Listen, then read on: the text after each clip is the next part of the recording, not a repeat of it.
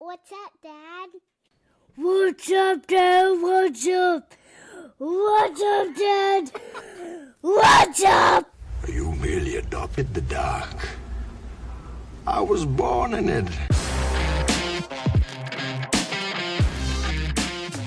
What's up, everybody? It is the What's Up Dad podcast. Here we are. I am back at it with my trusty co-host of the night. This is Nala.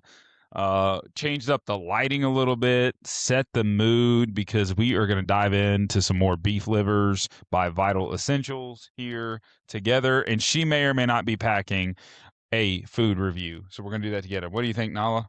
You in like Flynn? I'm in. Hey, while we're opening this up, this is a What's Up Dad podcast. How do you guys handle dogs that have ear infections often? I am really struggling with that. We're struggling with that because every time you go to the doctor, it is wildly expensive. And yeah, that is a fun part of being a pet owner. And she gets ear infections. And so I feel bad for her. Doesn't whimper or anything, but you know, she'll just start itching and it's like a problem that she has. And we just feel terrible, you know, but it's like pretty expensive. So I don't know. Dad problem of the day, mostly curious about that nonetheless. So let me see if I can keep her interested. Let me set the beef liver to the side so she can stay interested on those. You guys missed it. Last episode that I did with her, we get to the end of the episode and, well, she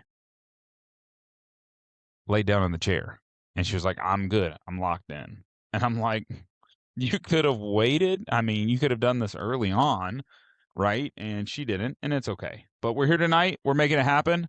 You know, and gonna have all kinds of good stuff. We got questions from Beth. I got co-host is super busy this week. They have some new things they're doing with their offices.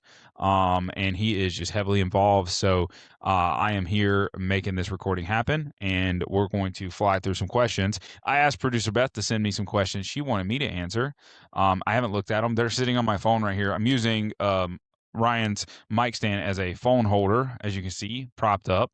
That's it. And we're going to get to it. Yeah, a lot of good stuff though happening with the podcast. Super excited about it. And we're going to rock and roll and hopefully do some rapid fire questions, jump into these things. I 100% know that she chat GPT these questions. So, yeah, there's that. Ryan thought of his. And I chat GPT mine, and my wife chat GPT hers because that's how we do things. So let me get this cord out of the way. Let me see. Let me get that out of the way. Is that out of your way now? Okay.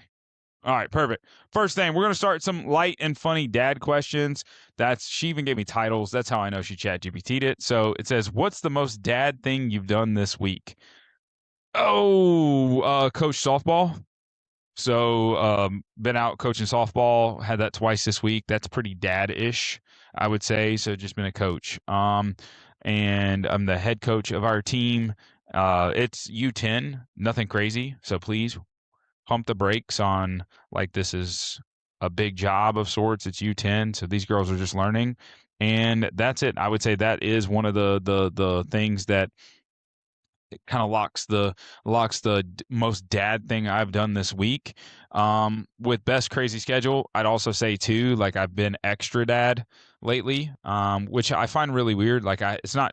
I have our responsibilities are equally yoked in the sense of we're both parents and we're both active and we both do everything.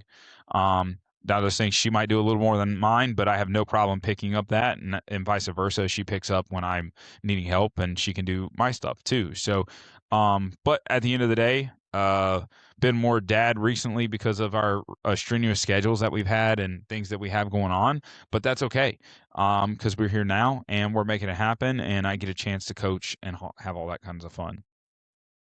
When did you realize you officially become what? When did you realize you officially became your dad? Oh my goodness, ChatGPT, you're failing me right now. Like my dad, I would say maybe as I took on a coaching role, I think that's changed things in aspects of like my life and stuff that I've done. Similar versions of just being involved in coaching. So that's pretty common. What's something your kids think you're good at, but you're definitely not? Ooh, Oh man, that's loaded. I feel like I'm pretty decent. I'm like a jack of all trades, master of none kind of scenario in a certain sense. I think my kids just give me credit for a lot of things, even though I'm not very good at like I'm not like excellent at any one thing. So I don't know if there's any one particular item that we could call out on that. But man, I did not look at these questions. I probably should have because I could have a little bit more loaded. But again, I feel like I'm pretty much a jack of all trades. I do, there's things that I really excel at, but I'm very good at a lot of things. So like I don't miss the boat on a lot of things. That's not me pumping my own, tooting my own horn, but that's just the reality. Um, What's a rule you swore you'd never have as a parent, but now you do? I didn't understand no sleepovers as a parent. I didn't understand that. I didn't understand just like constantly being at like there's a party for kids and you want to be there, like why there's like helicopter parents and stuff like that. I'm definitely a helicopter parent. Like if my kids are somewhere, I'm probably there with them. We don't leave them anywhere. We don't allow sleepovers. We don't allow them to the swimming pools without us being there. So that's one of the things that I would say in general. I feel like being a helicopter parent more so, and I don't say like that usually has negative connotation, but I feel like I didn't want to act as one. Now I don't like hover. We don't hover over them, but I think just being more readily available at all times to them is something I wasn't sure that I would do. I figured I'd like let them grow up because that's how I grew up. I grew up, I would say very quickly, and now, granted, I guess talking a little bit older, but I felt like we were had a lot more freedoms and we could have done stuff. I mean, but that was back in the day too, when you'd leave on your bikes early in the morning and you come back eventually maybe to eat lunch or you'd find lunch somewhere or whatever it might be, and then you came home for dinner, luckily, maybe possibly. You might stay over a friend's house. Like we don't do that. But I also, my oldest are daughters, so it's a lot different for them. That probably question would be better geared towards Beth, in my opinion. Oh, I'm supposed to be giving you these. Crap. Probably geared towards Beth, just because for the girls, I'm sure I'm gonna feel differently with my son though. Absolutely gonna feel differently with him. But again, haven't hit that period yet where I feel like I've had to parent him differently. He's just like a super young kid at this point in time. All right, we're in real talk parenting. Here we go. We need some beef liver. Oh, you got two that time. What's been the hardest phase of fatherhood so far? Oof. I mean, I think there's a huge difficulty with the infants stage. That's very difficult. There's also like just because like staying on schedule, being strict with schedule and stuff like that's what we did. Less sleep, those things. Travel is a lot different. We don't travel a lot anyways, but I think those were difficult. But the phases, like there's just some in between phases that are really tough. Actually, probably what I would consider the most tough in a certain sense is like the calm before the storm of like a growth spurt for a kid. Those are crazy because they're all out of whack, right? They're all out of whack emotionally, physically. They're just goofy looking. They're just like there's all kinds of things going on and you don't know. And then all of a sudden you're like, oh, you're like growing a little bit. Like you've hit like you're changing, right? I can see it's like the before the change is occurring. I would say that is a very difficult phase to handle, especially with older girls. I would say that is a huge factor because I have no idea what I'm doing with girls. And so not understanding that next phase of where they're at, and then two, the girls are so different than my son and various things. So like to me that is a huge thing. And then like me, I'm just like, oh, this is really bad, and then all of a sudden like the phase happens and you're just like, oh wow, this is the bad stuff.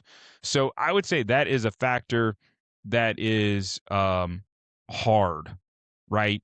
That phase is the calm before the storm of changes that these kids have. I say that is extremely, extremely hard. What's something no one warned you about being a dad? Honestly, my son and himself, he is full of it. Boys are different. They're a riot, and that is crazy. I was not sure I'm not prepared. We wanted a son. We shot for a third, and boom, we got a boy. Congratulations. Wow, he is a handful, but he's also like my little best friend too. And I say that lightly, like not best friend as in like that, but best friend is like we are like he loves me, right? Like it's super cool, and we enjoy each other, right? So that's kind of cool as well. Um, so I would say that that is um something that I was not sure like that yeah, that's definitely something. That's for sure. Yeah, and some of these I got a bunch of questions. So I'm flying through kind of giving like some very high level stuff here. I'm kind of flying through some of this stuff, so bear with me and I'm reading it as I go and ChatGPT doesn't put the thoughts together all the way undoubtedly. So, hardest thing warned about having a son. I wish I was warned about that and how different they are than girls. I didn't get it. Now I do. Um, when do you feel like you're getting it right? Um, I had a tough day today, as a parent, and I don't think men and husbands and men or women and parents like are willing to admit that had a tough day. The kids were extraordinarily bad together. I mean, my daughters were just at each other's throats, like, and got kind of physical with one another, which is not like them, but there was like circumstances that arose and they become kind of physical with one another. I mean, nothing like you would think. They didn't hit each other, but just it was, one of those situations where they were just like, they wanted to like shake each other kind of thing. It was just weird, right? They were at each other's throats. My son, I think I was on a call. He tried to choke me with my seatbelt. I have no idea what he was doing. Like, I don't know. I need to be like Liam Neeson there and like getting out of the seatbelt kind of scenario. Like, thought I'm getting kidnapped by my own children. Like, all of this happened in a matter of like a 10, 12 minute period in a car ride where we stopped and I took a phone call. And man, I don't feel like I was a good parent. I felt like my response to it was very poor and everything. And so I would say I don't feel like I handle that all the time well because I can jump off the deep end, but offering some different perspective um to that, they continue to be bad. And I feel like there's not a one size fits all in parenting model of like, okay, you can be, you know, Master Chief or you can be Mr. Nice Guy or you can be this. I think where I get the most is just having open communication with them of what's going on. And so to wrap up the story, I went upstairs afterwards and my middle child, she went to bed. I put my son to bed. Middle child, she had to go to bed, and my oldest was finishing some homework. My middle fell asleep upstairs pretty immediately, and so when I got there, I woke her up by accident. Didn't mean to, and first of all, told her, I said, "Do you know how much I love you?" And her response was, even after the tough day, was, "I bet I know." More than the moon and back. And she like sticks out her arms. And to me, like, and this is gonna like make me tear up, like, even through the thick and thin of the scenario, like her understand that is so powerful because like, oh, you want one of these? Okay. We're gonna have hard days. And I said, and I apologize, but like I also apologize to my kids too, like for saying things I shouldn't say and how I say them and what I'm saying without them understanding because they're only kids, right? They're just little, and sometimes things are. They're doing that they don't realize that they're doing, but they're doing, and then they're making bad decisions based off that. So it's very like frustrating for them. And as parents, we just pop off because like they did something bad or stupid, and that's not fair all the time, right? So we have to just be careful. And today it was like an all the time not fair scenario that it just felt like it was like the cyclical cycle that occurred. And so my response was poor as well during that.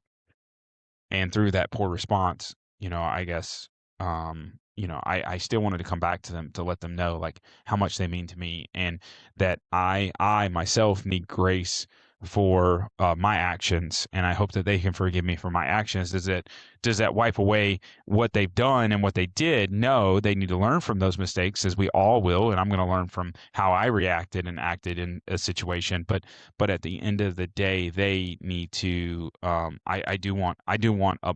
I apologize, and I want them to understand it and hopefully accept my apology and give me grace and understanding in the same way that I will. And then, in the same token of not going to bed angry with your spouse or wife, my goal and my attempt is not to go to bed angry with my kids, and know that tomorrow is a new day, and that I'm praying for them and loving them no matter what, and grace is passed to them through us.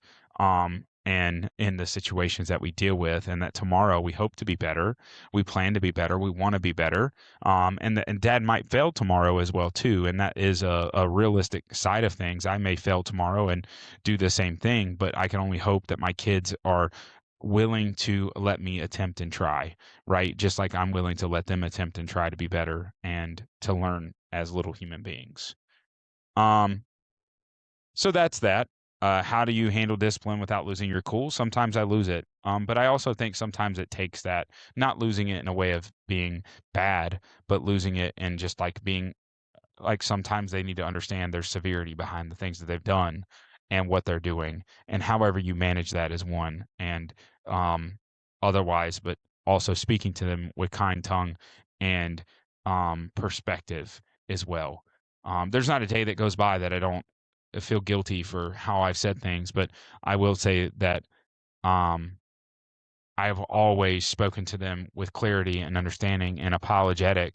And I think they do understand that dad knows that he is a work in progress, and I'm a sinner just like they are, and I can only do the best to do better, and I hope they can accept that. So we'll move on. We'll move on. That's a tough one. If you have thoughts on that, I'd love to hear it. I'd love to have feedback on that perspective, because it's just something that is tough. I think it's tough for everybody. So, marriage and family balance. Okay. Dogs are not the answer, first and foremost. So sorry, Nala. It says, how has becoming a dad changed your marriage? Oh, it's made it better. Um, why? Because I want my kids to see that I love my wife first and foremost, other than God, like God, and then my wife comes next, and my spouse. And so it's given me the opportunity to show and manage that love in that way. So that's changed my marriage in that way. Like, I have a challenge. My challenge is to build these kids up to one day they will find love in the way that my wife and I love each other and our relationship is. So that's changed our marriage. We're in a season. Everybody has a season. We're not selfish. We don't, we don't, our kids are involved in everything that we do. We don't just, we'll have date nights and we'll have time to ourselves and stuff, but our kids are our life, not the other way around. Our life is our kids' life. Our kids are our life, and we work through that. And I want them to see that, because that's important for us, with it. So, what's one thing you and your spouse do well as a team? We survive, right? I don't know how to say this. Like, we survive. I think our kids see us working together, right? I think, and I know it's like as a team, like our kids do see us working together. They see us working together in our lives. They see us working together in our communication. They see that we're not perfect, that we are not perfect human beings. Um, at all, but they see us loving on each other. They see all the qualities that need to be seen. And sometimes it's good, bad, and ugly too. They see the frustrations and the fights and the stuff like that. We don't hide from them.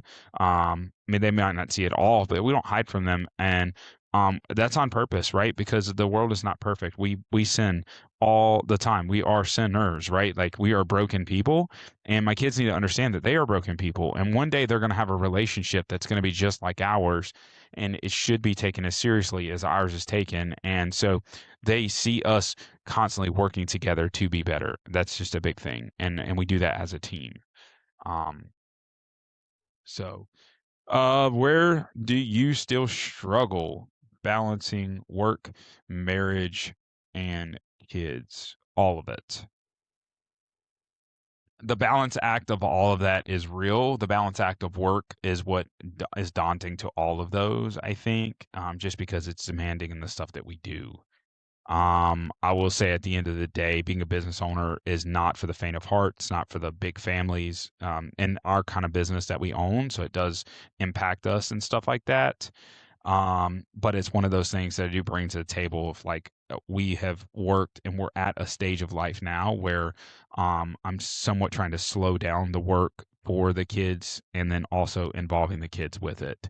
And I can only encourage you in any capacity to try to attempt to make that happen. Like that is ultimate goal is to be able to living that life that I want to live with the kids, and the experience with the kids is just what I'm looking to do. And so the balance of the work will fix those things because I have a beautiful marriage and I have beautiful kids, and we spend time with those kids and we spend time in our marriage. So it's like it's both those things are actively happening and they're sharpening all the time. But the marriage, I mean, sorry, the working piece is what is the hills and valleys, right? The highs and the lows is because that can get in between those things. And I just hope my kids can see through like the amount of work that we have to do, but we also take off time and we also like are very involved and we do all the school functions and we do everything that we possibly can. There's not something I drive them to school and pick them up every single day, right? That's huge. It's a big thing that happens. Like that is it. That is it right there. So that's important. And you know, not many families get a chance to say that, especially dads, for example. And not that my wife doesn't want to, but I love it. I thoroughly enjoy it. Whether they drive me back, you know what, crazy on the way to school or on the way home, there is opportunity, and I could easily just lose those 30 minutes or hour a day. I could lose that, but I've gained an hour a day with my children by spending time in the car rides with them and to and from school. I learn I'm the last person they speak to other than their mom, right? I'm the last person they speak to and speaking the Lord into them and that relationship and the importance of that. And I'm the first person that they speak to when they leave, or one of the first people, right? And so we have the opportunities to set the stage and to clear the stage for the remainder of the day and the next part of the day. And I take that very serious. So, as we get in the next, what something dads don't talk about enough in marriage? That's tough, right? I don't think we talk about our feelings enough. We all hide behind all of our pain and we bear the weight of the world. And I think we can talk a big, long podcast over this just in general. But we just don't talk enough in general about meaningful things. We're very self-centered. We're very, I mean, you know, you call it chauvinistic. We're very a lot of things, right? But what we're not is vulnerable. And I think we need to talk about being more vulnerable. And I'm not sure how much I want to get into that tonight, but being vulnerable is very important. Being vulnerable is what allows you to break through things with your spouse and with your family and with the Lord, right? Being vulnerable with the Lord. If you're able to be vulnerable with the Lord, why can you not be vulnerable with your spouse or your children? That's my question, right? And so we should be able to be vulnerable and with the things that we're dealing with. Yes, ma'am. Can I help you? Is it time? Well, let me see what else we got. We got identity and growth. Oh yeah, we got time. Let's do it. Okay. All right. So, okay. All right. We got a food review here. We've done beef liver on the last episode. I don't know if you guys have seen this. This is Lay's. Lay's is a great company, maybe, if you believe in that. This is their Brazilian style garlic sauce made with real potatoes, no artificial flavors, no colors from artificial sources, flavored with other natural flavors. I don't believe any of that nonsense, but check that out. It's a green looking bag. She is smelling it like it's going out of style. This is creamy, zesty, garlicky, crispy crunch. Yeah. Okay, let's do this. Get a whiff. What do you think? What do you smell? What do you smell? Does it smell good? Are you in? You'd like your lips to be in. Yep. Are you in? What are we thinking? You're back for another sniff? All right, sniff test. I'm not sure what makes it Brazilian, so I just don't know that. I don't know if it's because it's the FIFA World Cup stuff, but I don't know what makes it Brazilian, so it's just something I'm throwing out there. No clue, not sure, very confusing. So yeah, we're gonna pop into this. I also think this is extremely, um, how do I put this? I think it's extremely misleading. There is a big lemon on the side of this. I did not see that. There's no lemon in here. I read the ingredients. There's 0 lemon in here, but yeah, there's a lemon, and I think that's really funny because when you're looking at a product, dude, that's what you think. So you think that's there. No, what that is like the flavor profile. So that's what people are getting. It's kind of like drinking a drink. What do you get? Do you get Dr. Pepper's 27 flavors or whatever it is?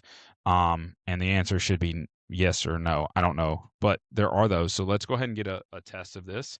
I'm gonna set these on the table for you. Do not eat these. Do you understand me? Do not eat these. You don't do it. This is a no yet. This is not a yes. Okay? No, no, no, no, no, no, no. You can't. Just leave your head right there. You, girl. Okay. All right. Well, she's diving in. I can't stop her. Okay. So this is Brazilian style garlic sauce. Yeah, that's what you get. Go ahead. Okay. Way better.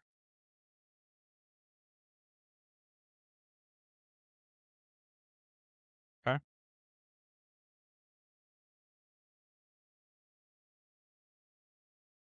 You're a loud chewer.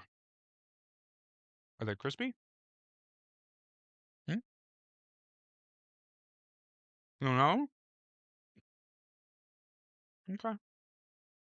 There you go. At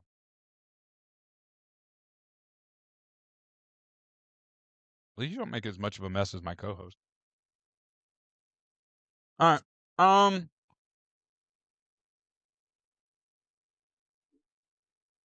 I don't know what Brazilian style is, but I'm gonna give this like a 9.3 out of 10. I love garlic.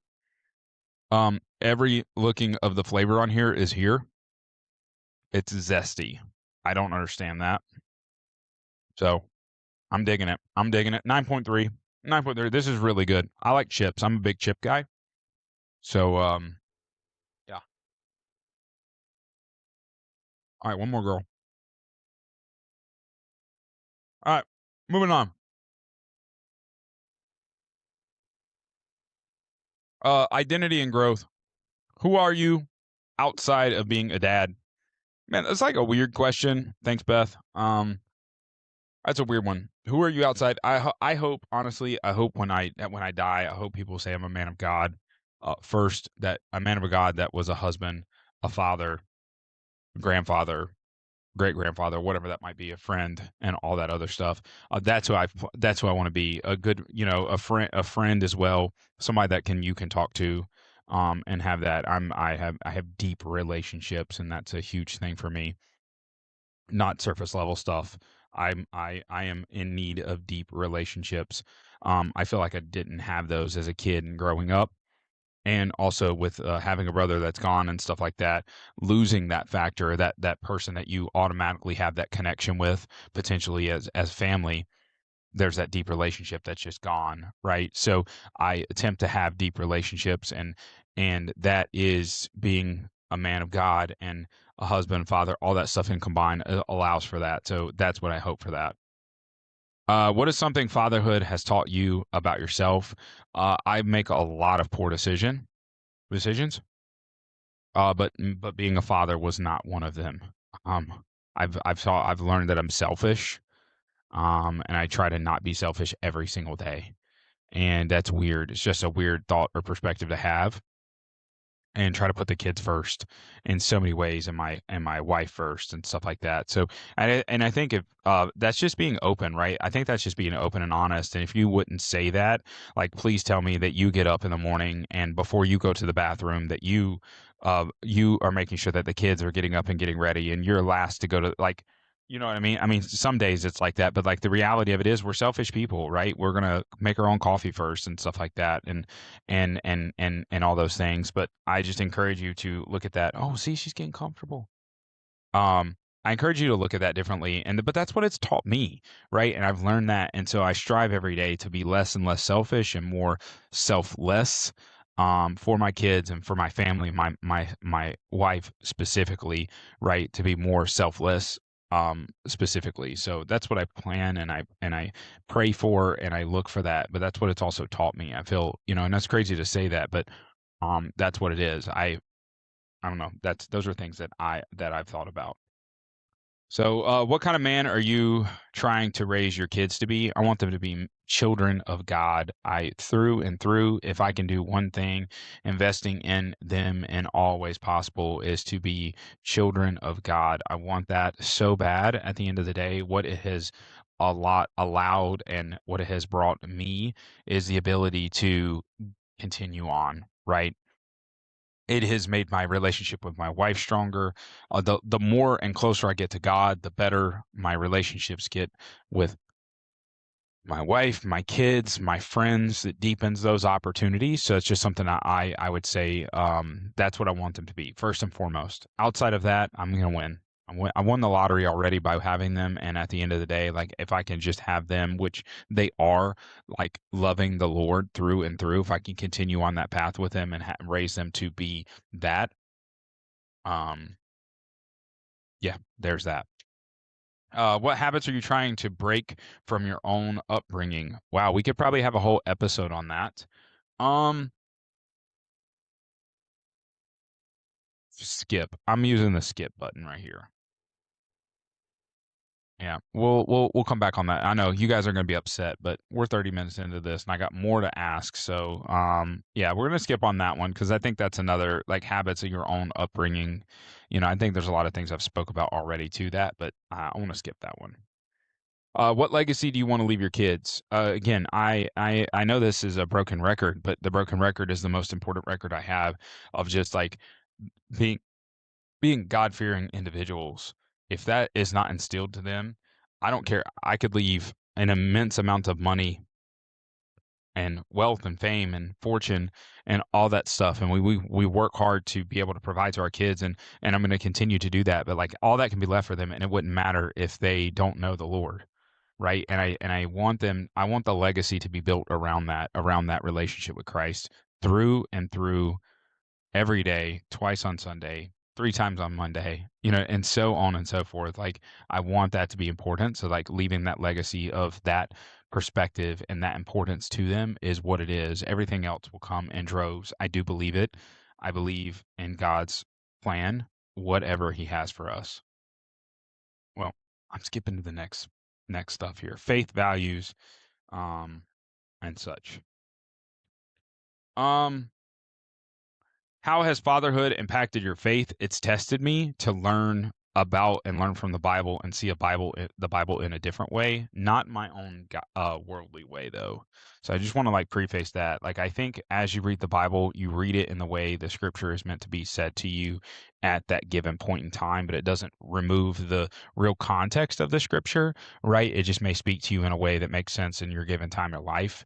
But it doesn't necessarily remove the context of what was happening. So we have to understand what we are reading, and as we are looking through that, it's important to know what we are going through and what's happening, right, and the applicableness to the stories and everything. um but it's impacted my faith. Like it has made me, I understand the importance of my kids being closer to the Lord, and so I am truly 100% invested in that, all to the point which I think, there's a question here: how do you lead spiritually in your home, or try to? I do love notes to my kids every single day, and not to skip to that. But one of the ways that I'm impacted and working with the Lord is every day I have my phone out, and every morning, and I don't do it.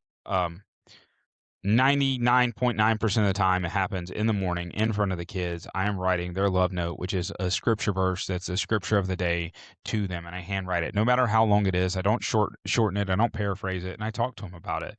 It went from just notes that I provided to them to love notes Like I feel love notes as my love showing them like Christ in a broken down way, not a broken way. He was not broken, but like it shows it in a broken down way, and it gives us an opportunity to speak about it.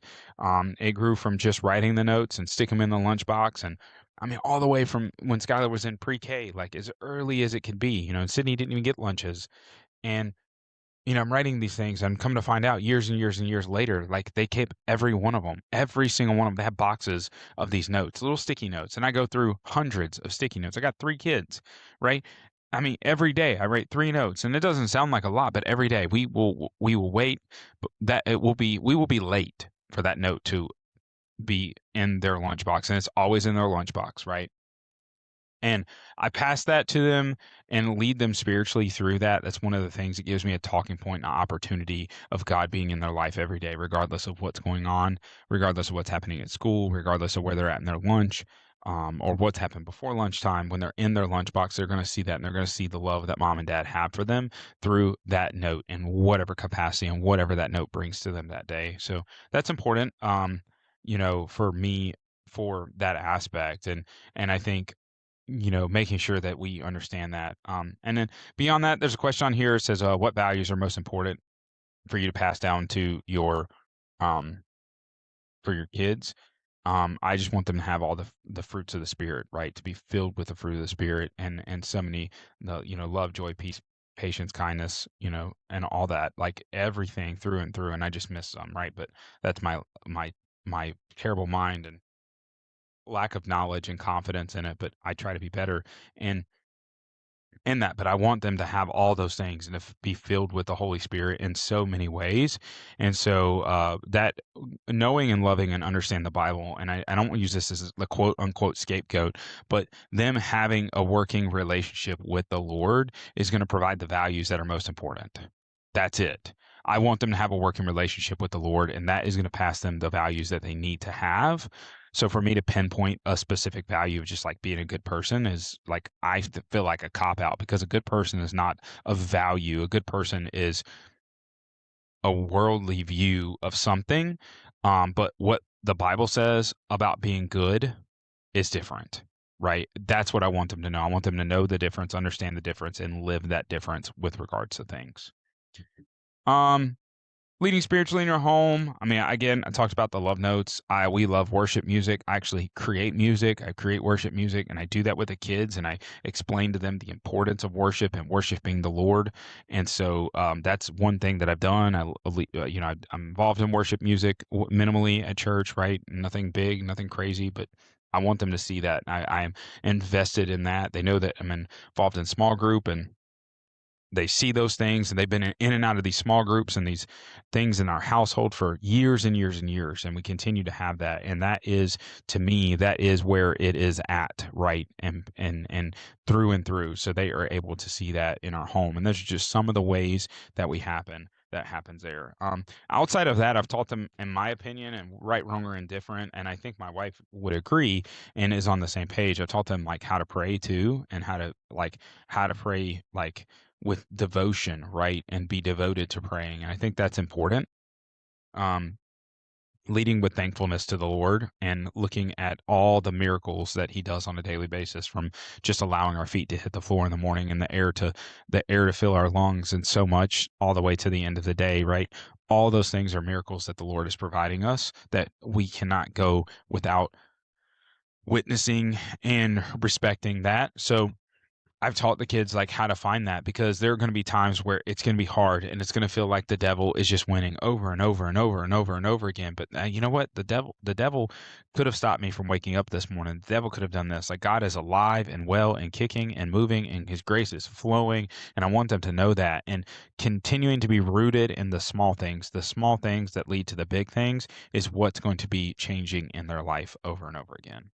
And one day when dad's not next to them and they don't know and they're not looking at it and they're struggling, they're able to latch on to that. Last question on here. It literally is, oh no. What's a moment where you saw God show up in your parenting? I think at every point in time we've had to meet our kids somewhere. right? I think it's improper for us to require them to meet us as much as it is for us to meet them. And so that's where God will show you when you need to meet them. And I talked about earlier about God will show us when we need to meet them. It's been a tough day as a parent, right? Just in general. And I felt like I was failing and stuff like that. And I felt God's hand on my life and my heart on things that I needed to do to meet our children where they needed me today, right, wrong, or indifferent, and whatever was happening. And so at the end of the day, to me, I think God continues to move us. We just have to be open and willing for God to show up. Um, Willing to see him show up in our lives and understand where he's at and how he's working through us. So I don't know, that's something I feel like it's very constant in those things, and God has really shown me how to parent um in that. So all right, rapid fire segment, fun for the listeners. This is where it ends here. I'm not sure. Oh, she knew. Oh, she knew. I'll put them close to the edge for you. See if you can. There you go, sweetheart. Look at that. She's like a bum, like laying down and eating these. That's hilarious. All right, coffee or energy drinks? Oh, I did spill water. Coffee or energy drinks? Both. I love caffeine. Like a solid 400-ish milligrams of caffeine a day is a really good number for me, like a standard day. So I love caffeine. I have a newfound passion for coffee. I love that. I think coffee is great. Hoorah, in my opinion of that. And energy drinks are fantastic. I mean, it wouldn't be nothing for me to consume one a day of each, right, at the end of the day. So I love them.